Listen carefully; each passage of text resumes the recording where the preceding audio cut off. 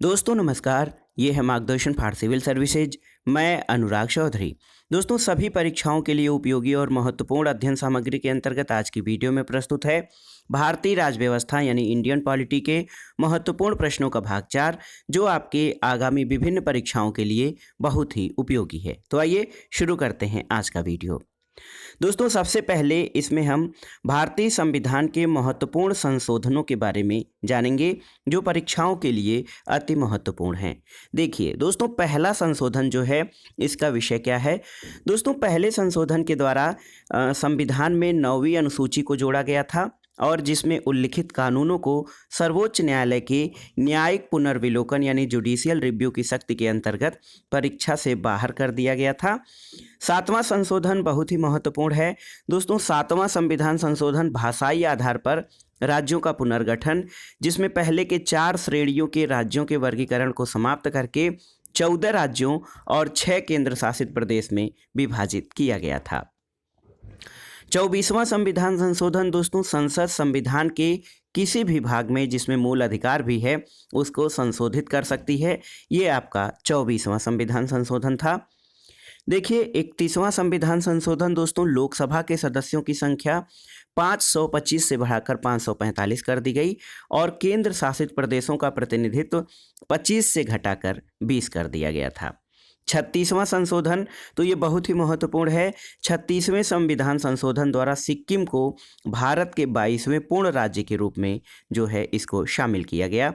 41वां संशोधन ये राज्य लोक सेवा आयोग और संयुक्त लोक सेवा आयोग के सदस्यों की सेवा मुक्ति की आयु सीमा 60 वर्ष से बढ़ाकर 62 वर्ष कर दी गई, परंतु संघ लोक सेवा आयोग के सदस्यों की सेवानिवृत्ति यानी रिटायरमेंट की एज ये अधिकतम आयु 65 वर्ष रहने दी गई थी। 42वां और 44वां संविधान संशोधन बहुत ही महत्वपूर्ण है। दोस्तों 42वां संविधान संशोधन 1976 द्वारा संविधान की प्रस्तावना में संशोधन करते हुए समाजवादी, धर्मनिरपेक्ष और अखंडता 3 शब्द जोड़े गए और मूल कर्तव्यों को जोड़ा गया। भाग 4 क के तहत राष्ट्रपति को कैबिनेट की सलाह के लिए बाध्य कर दिया गया था। दोस्तों 44वां संविधान संशोधन 1978 है। ये राष्ट्रीय आपात स्थिति लागू करने के लिए आंतरिक अशांति के स्थान पर सशस्त्र का आधार रखा गया और संपत्ति के अधिकार को मौलिक अधिकारों के भाग से हटाकर इसे विधिक या कानूनी अधिकारों की श्रेणी में रख दिया गया। 52वां संशोधन दोस्तों इस संविधान संशोधन के द्वारा राजनीतिक दल बदल पर अंकुश लगाने का प्रयास किया गया और इसके द्वारा संविधान में 10वीं अनुसूची जोड़ी गई। 61वां संविधान संशोधन 1989 दोस्तों मतदान के लिए आयु सीमा 21 वर्ष से घटाकर 18 वर्ष कर दी गई थी 61वें संविधान संशोधन के द्वारा। 65वां संशोधन 1990 का है। इसके द्वारा अनुच्छेद 338 में संशोधन करके अनुसूचित जाति और जनजाति आयोग के गठन की व्यवस्था का प्रावधान किया गया और 69वां संशोधन 1991 दिल्ली को राष्ट्रीय राजधानी क्षेत्र यानी एनसीआर बनाया गया, नेशनल कैपिटल रीजन, और वहां विधानसभा और मंत्रिपरिषद का उपबंध किया गया। 70वां संविधान संशोधन दोस्तों 1992 का है। दिल्ली और पुडुचेरी संघ राज्य क्षेत्रों की विधानसभाओं के सदस्यों को राष्ट्रपति के लिए निर्वाचक मंडल में शामिल किया गया और 73वां संविधान संशोधन 1992 का है, बहुत ही महत्वपूर्ण है और इसके अंतर्गत संविधान में 11वीं अनुसूची जोड़कर पंचायती राज को संवैधानिक दर्जा दिया गया। 74वां संविधान संशोधन दोस्तों 1992 का है और इसके अंतर्गत संविधान में 12वीं अनुसूची शामिल की गई, जिसमें नगर पालिका, नगर निगम और नगर परिषदों का प्रावधान किया गया। 84वां संविधान संशोधन 84th ये 2001 का है और इस संशोधन के द्वारा लोकसभा और विधानसभाओं की सीटों की संख्या में वर्ष 2026 तक कोई परिवर्तन न किए जाने का प्रावधान किया गया। और दोस्तों ये देखिए 86वां संविधान संशोधन 2002 ये प्रावधान करता है कि देश के 6 से 14 वर्ष के बच्चों के लिए अनिवार्य और निःशुल्क शिक्षा मौलिक अधिकार इसके मान्यता दी गई है और इसके तहत अनुच्छेद 21 क के अंतर्गत संविधान में इसको जोड़ा गया है। 91वां संशोधन 2003 तो दल बदल से संबंधित नियम और राज्य में मंत्रिपरिषद के सदस्य संख्या क्रमशः लोकसभा और विधानसभा की सदस्य संख्या के 15% तक सीमित कर दी गई है। जहां सदन की संख्या 40 और 40 है, वहां अधिकतम मंत्रियों की संख्या 12 होगी। 92वां संशोधन 2003 दोस्तों, इसके द्वारा 8वीं अनुसूची में बोडो, डोगरी, मैथिली और संथाली भाषाओं को जोड़ा गया और कुल 22 भारतीय भाषाएं संविधान में स्थापित हैं। 97वां संशोधन अधिनियम 2001 2011 दोस्तों, सहकारी समिति बनाने का अधिकार एक मौलिक अधिकार बन गया है अनुच्छेद 19 के तहत, और सहकारी समितियां नाम से एक नया भाग 9ख संविधान में जोड़ा गया है। 100वां संविधान संशोधन तो दोस्तों, 100वां संविधान संशोधन अधिनियम 2015 ये भारत बांग्लादेश भूमि हस्तांतरण से संबंधित है।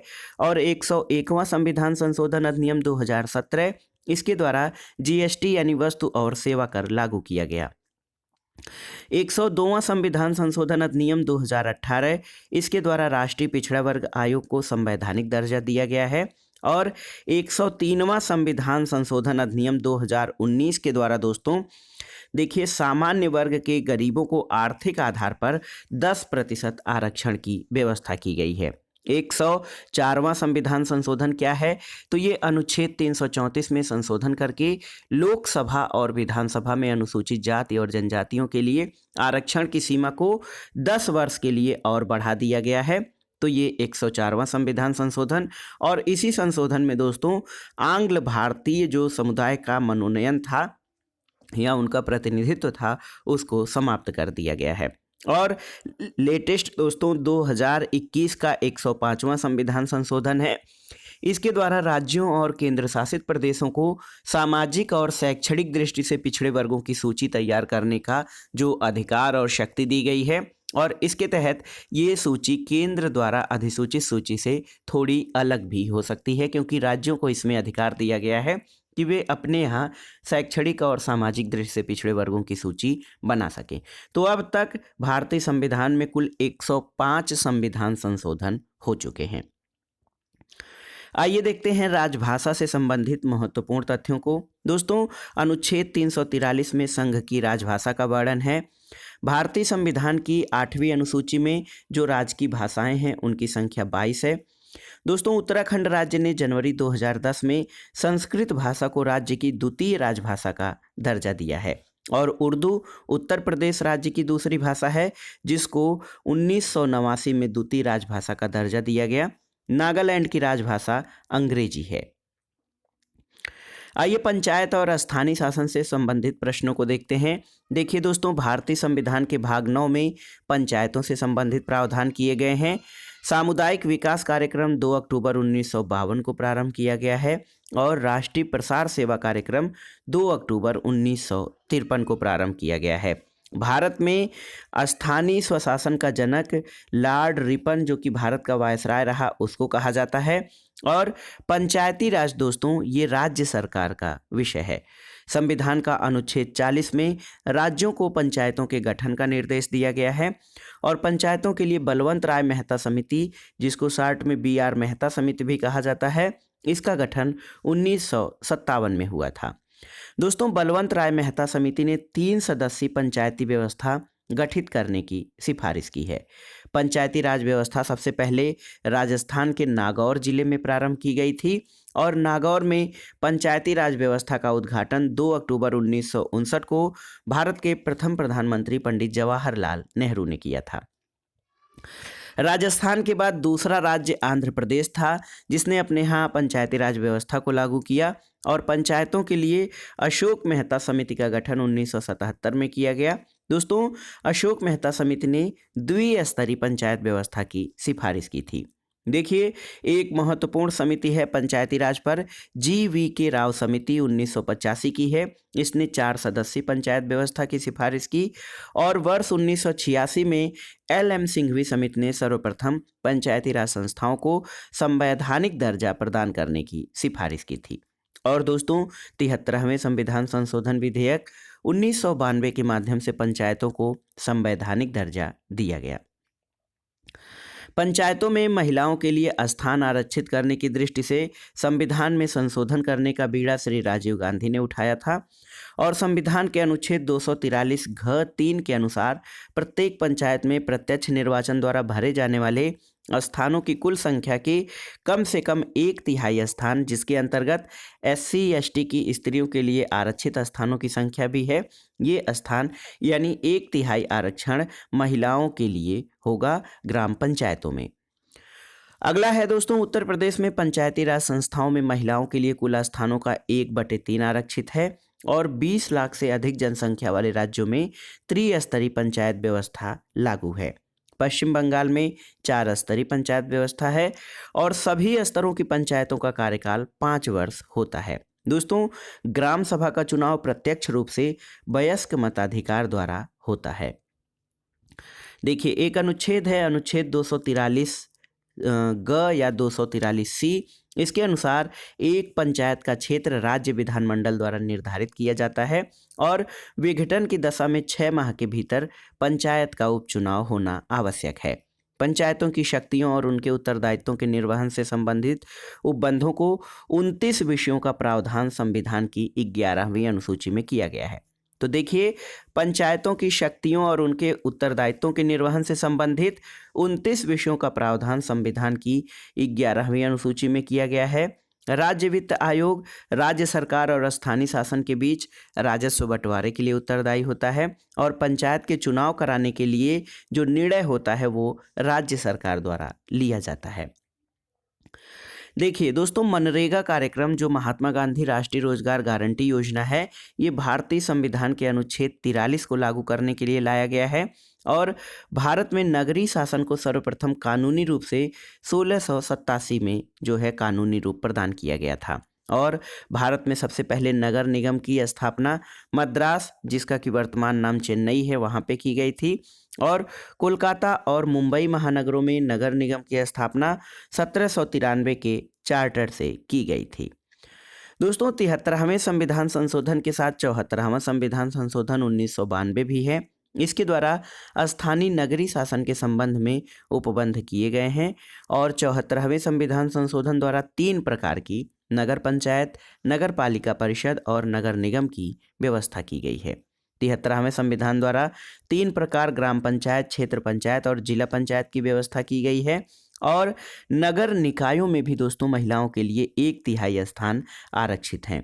सभी स्तरों पर नगर निकायों का कार्यकाल 5 वर्ष होता है और देखिए, नगर पालिकाओं को विधि बनाने की शक्ति के लिए 18 विषय हैं जिनका उल्लेख संविधान की 12वीं अनुसूची में किया गया है।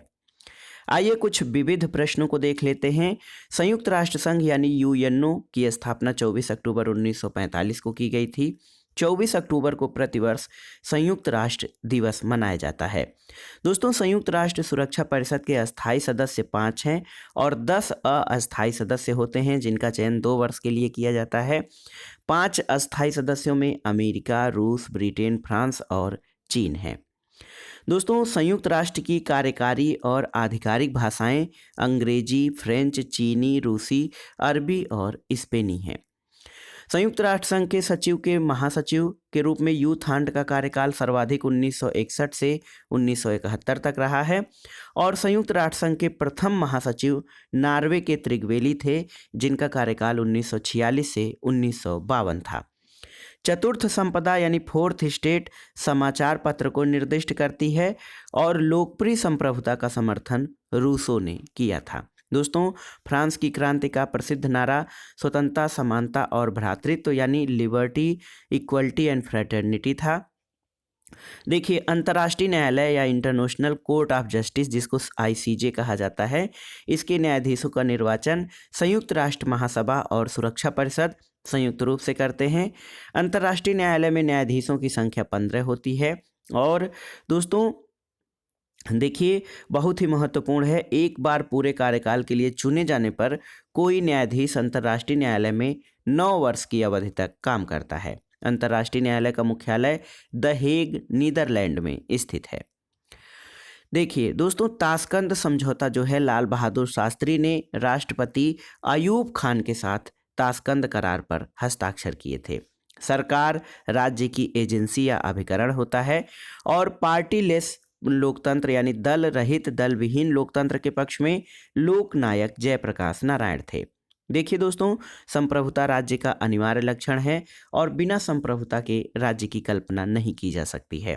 गुटनिरपेक्ष आंदोलन दोस्तों, तीन प्रमुख राजनेता जवाहरलाल नेहरू, अब्दुल नासिर और मार्शल टीटो, जिन्होंने गुटनिरपेक्ष आंदोलन को प्रारंभ किया था।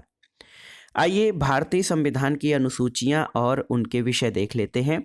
देखिए दोस्तों, पहली अनुसूची में राज्य और संघ राज्य क्षेत्र का वर्णन किया गया है। दूसरी अनुसूची में मुख्य पदाधिकारियों के वेतन भत्ते, भाग क में राष्ट्रपति और राज्यपाल के वेतन भत्ते, ख निर्सित है। भाग ग में लोकसभा और विधानसभा के अध्यक्ष, उपाध्यक्ष, राज्यसभा और विधान परिषद के सभापति, उपसभापति के वेतन भत्ते, और भाग घ में उच्चतम न्यायालय के न्यायाधीशों के वेतन भत्ते, और भाग अंग में भारत के नियंत्रक महालेखा परीक्षक के वेतन भत्ते जो है वर्णित हैं। तीसरी अनुसूची में व्यवस्थापिका के सदस्य, मंत्री, राष्ट्रपति, उपराष्ट्रपति, न्यायाधीश आदि के लिए शपथ किए जाने वाले प्रतिज्ञान के प्रारूप दिए गए हैं। चौथी अनुसूची राज्यसभा में स्थानों का आवंटन राज्यों और संघ राज्य क्षेत्रों से कितना किया जाएगा, इसका विवरण है। पांचवी अनुसूची में दोस्तों अनुसूचित क्षेत्रों और अनुसूचित जनजातियों के प्रशासन और नियंत्रण से संबंधित उपबंध है। छठवीं अनुसूची देखिए, राज्य देश देखिए, असम, मेघालय, त्रिपुरा और मिजोरम राज्यों के जनजाति क्षेत्रों के प्रशासन के संबंध में वर्णन छठवीं अनुसूची में है। सातवीं अनुसूची में दोस्तों विषयों के वितरण से संबंधित संघ सूची, राज्य सूची और समवर्ती सूची में विभाजन, ये सातवीं अनुसूची में है। आठवीं अनुसूची में भारत की जो मान्यता प्राप्त 22 भाषाओं का उल्लेख है। नौवीं अनुसूची में दोस्तों भूमि सुधार संबंधी अधिनियमों का विधिमान्यकरण इसमें शामिल है। 10वीं अनुसूची आप जानते हैं कि ये दोस्तों 10वीं अनुसूची संविधान के 52वें संविधान संशोधन 1985 द्वारा दल बदल निरोधक कानून से संबंधित है। और 11वीं अनुसूची पंचायती राज से संबंधित है। 12वीं अनुसूची शहरों में स्थानीय स्वशासन से संबंधित है। आइए लास्ट में देख लेते हैं भारत के राष्ट्रीय चिन्हों के बारे में। देखिए दोस्तों, राष्ट्रीय प्रतीक, तो भारत का जो राष्ट्रीय प्रतीक है वो सारनाथ स्थित अशोक का सिंह स्तंभ है और भारत सरकार ने इसे 26 जनवरी 1950 को अपनाया था। प्रतीक के नीचे एक सूक्त वाक्य लिखा है जो मुंडकोपनिषद में जो है सत्यमेव जयते वहाँ से देवनागरी लिपि में अंकित है। भारत का राष्ट्रीय ध्वज, तो ये हमारा 3 पट्टियों वाला तिरंगा है। ऊपर गहरा केसरिया, बीच में सफ़ेद और सबसे नीचे गहरा हरा रंग है। सफ़ेद पट्टी के बीच में नीले रंग का चक्र है जिसमें 24 तीलियां हैं, जिसे सारनाथ में अशोक के सिंह स्तंभ पर बने चक्र से लिया गया है। दोस्तों, ध्वज की लंबाई और चौड़ाई का अनुपात 3 और 2 का है। ध्वज का प्रारूप 22 जुलाई 1947 को अपनाया गया था और राष्ट्रीय ध्वज का केसरिया रंग त्याग, निस्वार्थ भावना का, सफ़ेद रंग सत्य के पथ पर चलने और अच्छे आचरण का, और हरा रंग मिट्टी और वनस्पतियों के साथ हमारे संबंधों का प्रतीक है। चक्र जो है धर्म के राज के प्रतीक है और प्रगति का प्रतीक है। राष्ट्रीय झंडे के रंगों और उसके मध्य में चक्र के महत्व का वर्णन डॉक्टर राधाकृष्णन द्वारा संविधान सभा में किया गया था। भारतीय ध्वज संहिता 2002 के अनुसार सभी भारतीय नागरिकों और निजी संस्थाओं आदि को नियमों का भी पालन करते हुए राष्ट्रीय ध्वज प्रदर्शन का अधिकार है। हमारा राष्ट्रगान क्या है? तो दोस्तों हमारा राष्ट्रगान या नेशनल एंथम जो है रविन्द्रनाथ टैगोर द्वारा रचित जनगण मन है और संविधान सभा द्वारा इसे 24 जनवरी 1950 को भारत के राष्ट्रगान के रूप में स्वीकार किया गया है। दोस्तों इसके गायन का समय 52 सेकंड निर्धारित है और संक्षिप्त गायन की अवधि 20 सेकंड है, जिसमें इसकी प्रथम और अंतिम पंक्तियां गाई जाती हैं। राष्ट्रगीत क्या है हमारा? तो दोस्तों राष्ट्रगीत बंकिम चंद्र चटर्जी के उपन्यास आनंद मठ में उन्हीं के द्वारा रचित वंदे मातरम को राष्ट्रगीत के रूप में 24 जनवरी 1950 को स्वीकार किया गया है। देखिए एक प्रश्न बनता है राष्ट्रगान और राष्ट्रगीत में क्या अंतर है? तो राष्ट्रगान जनगण मन अधिनायक जय है और राष्ट्रगीत जो है हमारा वंदे मातरम है। राष्ट्रीय कैलेंडर क्या है? तो दोस्तों राष्ट्रीय कैलेंडर हमारा ग्रिगोरियन कैलेंडर के साथ एक संवत पर आधारित राष्ट्रीय पंचांग को सरकारी प्रयोग के लिए 22 मार्च 1957 को अपनाया गया। राष्ट्रीय पुष्प कमल या निलंबो न्यूसीफेरा गार्टन है। राष्ट्रीय पक्षी मयूर जिसका वैज्ञानिक नाम पाओ क्रिस्टेटस है। राष्ट्रीय पशु बाघ है, पैंथेरा टाइग्रिस लिन्नायस। राष्ट्रीय फल आम है, मैंगीफेरा इंडिका। राष्ट्रीय वृक्ष हमारा बरगद है, फाइकस बेंगालेंसिस। और राष्ट्रीय जलीय जीव डॉल्फिन है। राष्ट्रीय नदी गंगा है। तो दोस्तों ये था आज का वीडियो। सामान्य ज्ञान और सामान्य अध्ययन के अंतर्गत भारतीय राज्य व्यवस्था के महत्वपूर्ण प्रश्नों का भाग 4 था। ये विभिन्न परीक्षाओं के सामान्य अध्ययन के साथ साथ अन्य परीक्षाओं जैसे LT grade, TGT, PGT, GIC प्रवक्ता, government degree college, assistant professor और नेट जेआरएफ राजनीति विज्ञान के लिए भी बहुत ही उपयोगी है। तो आप इन प्रश्नों को तैयार कर लीजिएगा ताकि आगामी परीक्षाओं में यदि ये प्रश्न पूछे जाते हैं तो आप इनको सही सही अटेम्प्ट कर सकें। दोस्तों वीडियो आपको कैसा लगा हमें कमेंट बॉक्स में ज़रूर बताइएगा। वीडियो को लाइक करें, शेयर करें और इस चैनल मार्गदर्शन फॉर सिविल सर्विसेज को सब्सक्राइब करें।